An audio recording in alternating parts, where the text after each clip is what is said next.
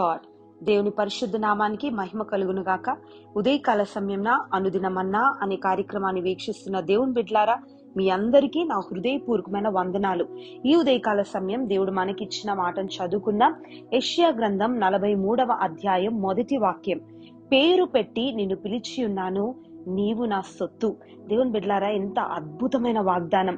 దేవుడు మనల్ని ప్రేమిస్తున్నాడు, అందుకనే ఆయన మనల్ని పేరు పెట్టి పిలుచుకున్నాడు. ఏమంటున్నాడంటే, నీవు నా సొత్తు అంటున్నాడు. దేవుని బిడ్డలారా, చుట్టూ ఎంత మంది ఉన్నా ఒక్కసారి ఒంటరితనం చుట్టుముట్టేస్తుంది. లోకంలో ఉన్నవారు మనం వేసుకునే బట్టలను బట్టి, మనం మాట్లాడే మాటలను బట్టి, మన వృత్తిని బట్టి, లేదా మన తలంపులను బట్టి మన విలువ నిర్ణయిస్తారు. కానీ అవన్నీ కూడా నిజమైన మనం కాదండి.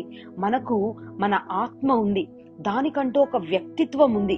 దేవుడు మనందరినీ వివిధ రకాల్లో అమూల్యంగా చేశాడు. అయినా మనము మందలో ఒకరమని నమ్మించడానికి లోకము, సాతానుగాడు ప్రయత్నిస్తూనే ఉంటాడు. దేవుని బిడ్డలారా, ఏది ఏమైనా నువ్వు తెలుసుకోవాల్సింది ఏంటి అనంటే, లోక సంబంధమైన వ్యక్తివి నీవు కాదు.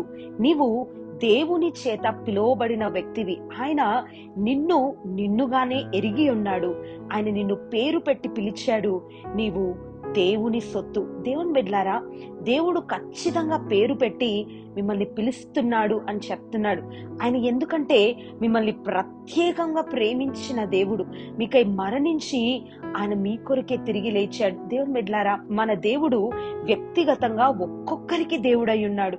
దేవుడికి మీరు ఒక ఎంపిక కాదు, ఆయన ప్రత్యేకంగా మిమ్మల్ని కోరుకున్నాడు. దేవుని బిడ్డలారా, లోకం మిమ్మల్ని బహిష్కరించిన మీరు ఏ మాత్రం కూడా దిగులు చెందొద్దు, ఎందుకంటే మీరు దేవుని సొత్తుగా ఉంటున్నారు. దేవుని బిడ్డలారా, మిమ్మల్ని ఎవ్వరు పట్టించుకోకపోయినా, మీకు ఎవ్వరు లేరు అన్నట్లుగా మీకు అనిపించినా, దేవుడు మీకున్నాడు అన్న విషయము ఉదయకాలం దేవుడు సెలవిస్తున్నాడు. ఎందుకంటే ఆయన మిమ్మల్ని పేరు పెట్టి పిలుస్తున్నాడు. మీరు ఆయన సొత్తు. ఆయన ప్రతి విషయంలో ఆయన మీ పక్షాన నిలబడి ఆయన అన్నీ కూడా చూసుకుంటాడు. ప్రియ దేవుని బిడ్డలారా, మీరు ఆయన సొంతం అని ఆయన ప్రకటిస్తున్నాడు. ఇది చాలదండి మన జీవితానికి. దేవుని బిడ్డలారా, ఏదేదో సంపాదించాలని మనం ప్రయాసపడిన దేవుని బిడ్డ, ఏది కూడా నీ సొంతం కాదు. ఏదో ఒక రోజు ఈ లోకాన్ని విడిచిపెట్టవలసిందే. అందుకనే దేవుని కొరకు నువ్వు బ్రతికినట్లయితే పర సంబంధమైన దీవెన నీ కొరకు దాచిపెట్టబడింది. ఎందుకంటే ఆయన నువ్వు తల్లి గర్భంలో రూపింపబడక ముందే నిన్నెరిగిన దేవుడు. ఆయన నిన్ను పేరు పెట్టి పిలుస్తున్నాడు. కొన్నిసార్లు లోకం నీ పేరు మర్చిపోతుంది. ఒకానొక సమయంన పేరు ప్రఖ్యాతలు కలిగిన వ్యక్తివై ఉండొచ్చు. మరొక సమయం వస్తుంది, లోకం నిన్ను మర్చిపోతుంది. ఎంతో ఘనత వహించిన నీ పేరు తుడుపు పెట్టవలసిన పరిస్థితులు వస్తాయి. దేవుని బిడ్డలారా, ఈ పేరు కొరకు నువ్వు పరుగులెట్టద్దు, కానీ ఇదిగో పేరు పెట్టి దేవుడు నిన్ను పిలుస్తున్నాడు. నిజంగా ఆయన దృష్టిలో నువ్వు ఉన్నావు అనంటే, పేరు పెట్టి ఆయన నిన్ను పిలుస్తున్నాడు అనంటే, అది ఒక శ్రేష్టమైన ధన్య జీవితం. ఎందుకంటే ఆయన పేరు పెట్టి నిన్ను ఎందుకు పిలుస్తున్నాడో తెలుసా? నిన్ను ఆయన సొత్తుగా మార్చుకోవడానికి, నీవు ఆయన సొత్తు అని చెప్పడానికి దేవుడు పిలుస్తున్నాడు. దేవుని బిడ్డలారా, నిజంగా నీవు నీ సొత్తు కాదు, నువ్వు విలువ పెట్టి కొనబడిన వ్యక్తివి. నీవు దేవుని సొత్తు. కాబట్టి ఈ దేహముతో నీవు దేవుణ్ణి మహిమపరచడానికి ప్రయాసపడు.